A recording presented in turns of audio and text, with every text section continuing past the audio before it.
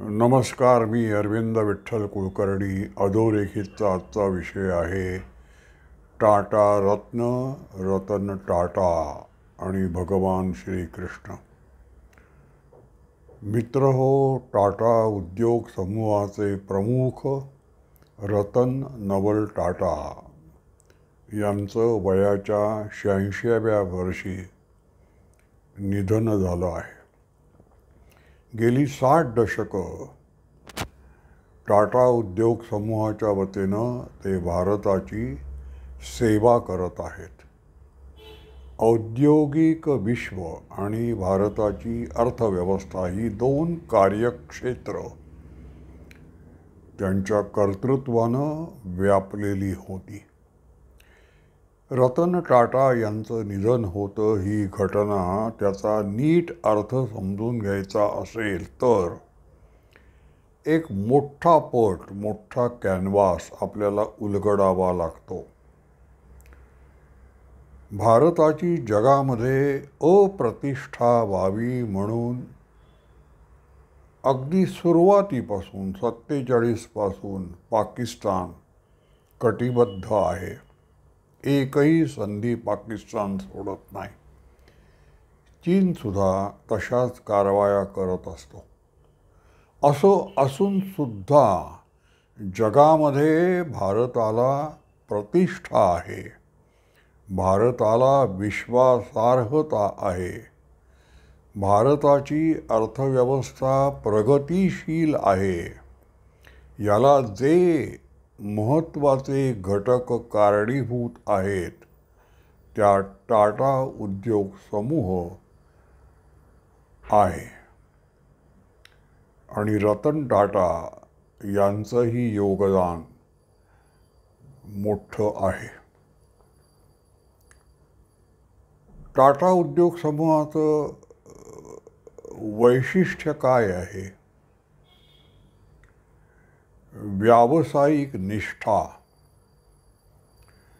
प्रामाणिकपणा आणि नैतिकता ही टाटा उद्योग समूहाची असाधारण वैशिष्ट्ये आहेत. हे त्यांचं व्यवच्छेदक लक्षण आहे असं म्हटलं तरी चालेल. आपल्याकडचा जो व्यापारी वर्ग आहे तो स्वातंत्र्य संग्रामामध्ये त्यांचे ब्रिटिशांशी जे व्यवहार चालू होते त्यामुळे फारशी प्रतिष्ठा, विश्वासार्हता कमावून राहिलेला नाही. लोकांचा अविश्वासच आहे. या पार्श्वभूमीवर टाटाची ही जी उपलब्धता आहे, लोकांचा विश्वास, हे केवढं तरी मोठं कर्तृत्व आहे. आपल्याकडे काही आपल्यासाठी, आपल्या समाजासाठी, आपल्या ज्ञातीसाठी, आपल्या व्यवसायासाठी काही मिळवायचं असेल तर कोणत्या तरी एका वर्गाला थोडंसं वाकड्या मार्गानं जाऊन प्रसन्न करण्याची प्रथा रूढ झालेली आहे. त्याला सभ्य भाषेमध्ये लांगुल चालन, अपीजमेंट असं म्हणतात. टाटा उद्योग समूहाला जी प्रतिष्ठा मिळालेली आहे त्यात लांगुल चालनाचा अजिबात संबंध नाही. ती त्यांनी त्यांच्या कर्तृत्वावर, स्वयंभूपणावर मिळवलेली आहे. रामदास स्वामी असं एकदा म्हणाले होते, आपल्या मठातल्या सहकार्यांना, योग्यांना त्यांनी उपदेश करताना असं सांगितलं होतं की आपण तपस्वी आहोत, योगी आहोत. आपण कुणाकडे काहीही मागायचं नसतं. अगदी शिवाजी राजांकडे सुद्धा आपण हात पसरायचा नसतो.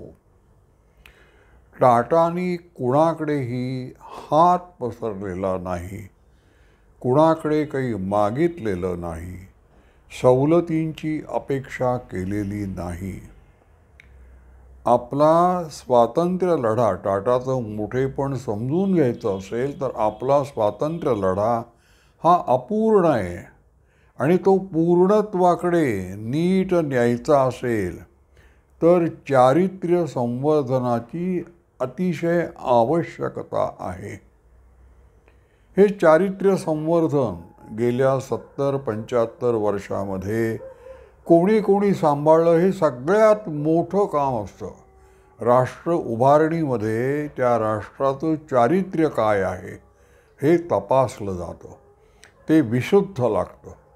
राष्ट्राच्या चारित्र्याच्या उभारणीमध्ये भारतीय सेना दलांचा फार मोठा वाटा आहे. राष्ट्रीय स्वयंसेवक संघाचा फार मोठा वाटा आहे.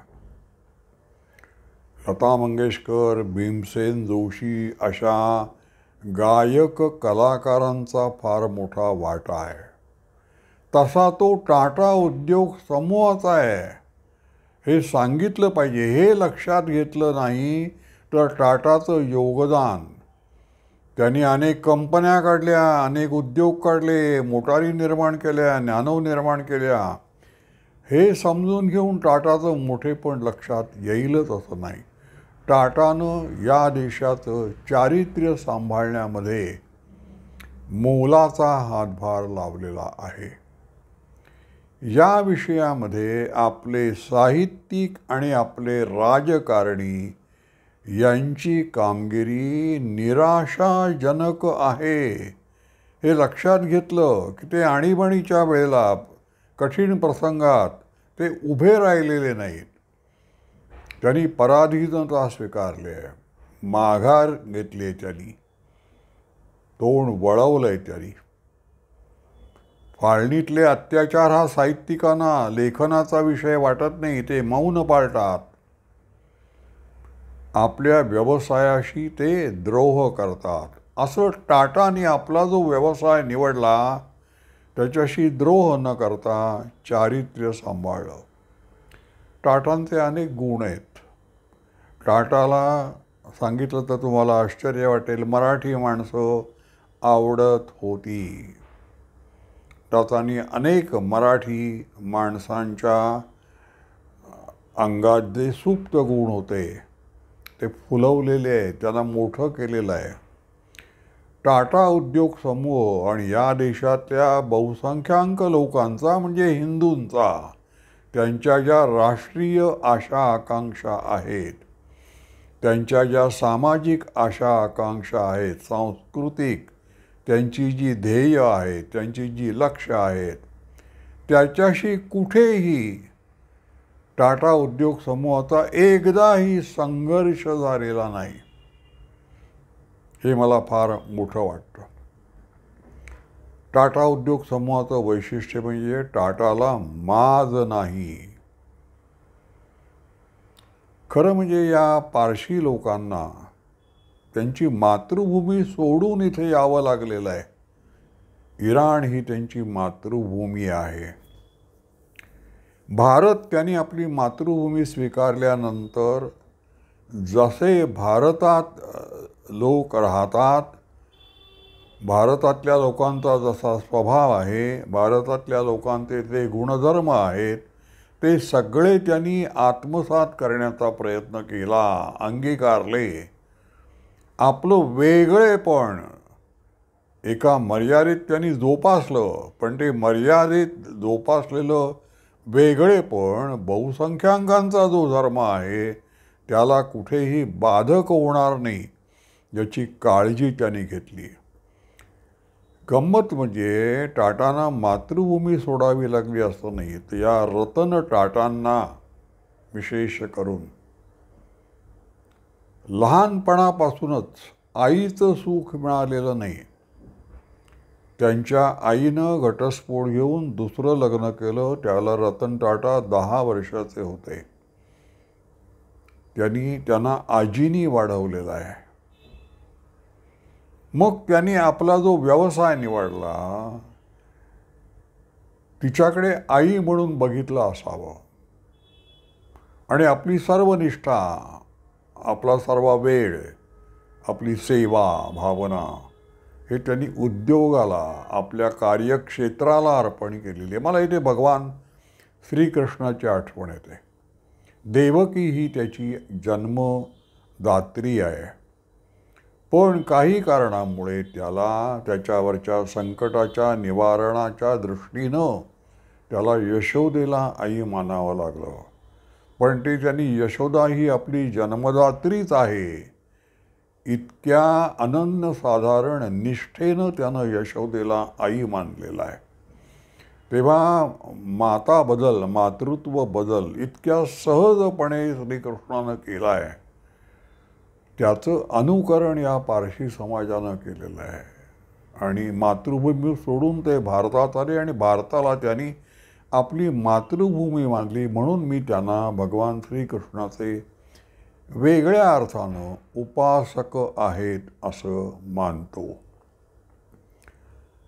सामाजिक समरसता, राष्ट्रीय समरसता, सांस्कृतिक समरसता या सर्व दृष्टीनं पारशी समाज आणि पारशी समाजाचं प्रतिनिधित्व करणारं टाटा उद्योग समूह हे विश्व हे पूर्णपणे भारतीय आहे, पूर्णपणे हिंदू आहे असं आपल्याला वाटतं. यातच टाटाचं मोठं योगदान आहे.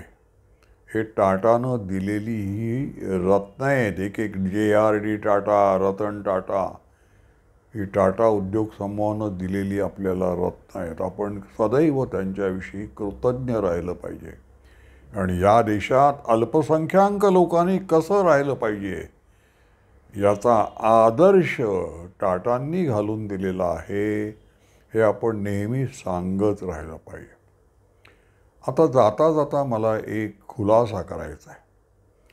मराठी भाषेला अभिजात भाषेचं स्थान देण्यात आलं, त्यावर मी 2 व्हिडिओ केले. त्यावेळेला माझ्या तोंडून अभिजात या शब्दाचा उच्चार एकदा अभिजात असा झाला, एकदा अभिजात असा झाला. त्यावर ज्या प्रतिक्रिया आल्या त्या वाचल्यानंतर माझ्या असं लक्षात आलं की काही श्रोत्यांना माझे उच्चार चुकीचे वाटले आणि त्यांना प्रचंड त्रास झाला, मनस्ताप झाला. मी त्यांची मनापासून क्षमा मागतो. माझ्यामुळे दुसऱ्याला थोडा जरी त्रास झाला तरी मी अस्वस्थ होतो. आता माझ्यापेक्षा ज्यांना संस्कृत चांगलं कळतं अधिक, त्यांच्याकडे मग मी चौकशी केली की नेमका उच्चार काय. त्यांनी मला सांगितलं अभिजात हा खरा उच्चार आहे, अभिजात असा नव्हे. आता मी दुग्ध्यात होतो, त्यामुळे मी माझ्या व्हिडिओमध्ये दोन्ही प्रकारचे उच्चार केलेले आहेत आणि मला अभिजात हा उच्चार आवडतो, हे मी मान्य करतो. पण मूळ उच्चार हा, शुद्ध उच्चार हा अभिजात असा आहे, तर तो मानलाच पाहिजे. आता गंमत काय, याच्यात कोणाचा दोष काढण्याची मला काही आवड नाही. काल दूरस्थ माध्यमातून पंतप्रधान नरेंद्र मोदी यांनी महाराष्ट्रातल्या अनेक योजनांचं भूमिपूजन केलं, अनावरण केलं. त्यावेळेला बोलताना त्यांनी अभिजात असा उल्लेख केलेला आहे. त्यामुळे हे जे उच्चार असतात ते कोणता शुद्ध कोणता अशुद्ध याचं प्रशिक्षण आपल्याकडे लहानपणापासून शाळांपासून दिलं जात नाही. त्यामुळे असे उच्चार होतात, हे श्रोत्यांनी उदार अंतःकरणानं समजून घ्यावं. आणि त्यांना जो त्रास होतो तो होणारच, पण त्याविषयी आम्हाला वाईट वाटतं बोलणाऱ्यांना, वक्त्यांना, हे पण त्यांनी लक्षात असू द्यावं. अर्थात त्यांना जो त्रास झालेला आहे त्याविषयी मी दुःखी आहे आणि क्षमाप्रार्थी आहे. माझा व्हिडिओ आपल्याला आवडला असेल तर लाईक करा, शेअर करा आणि सबस्क्राईब करा. धन्यवाद.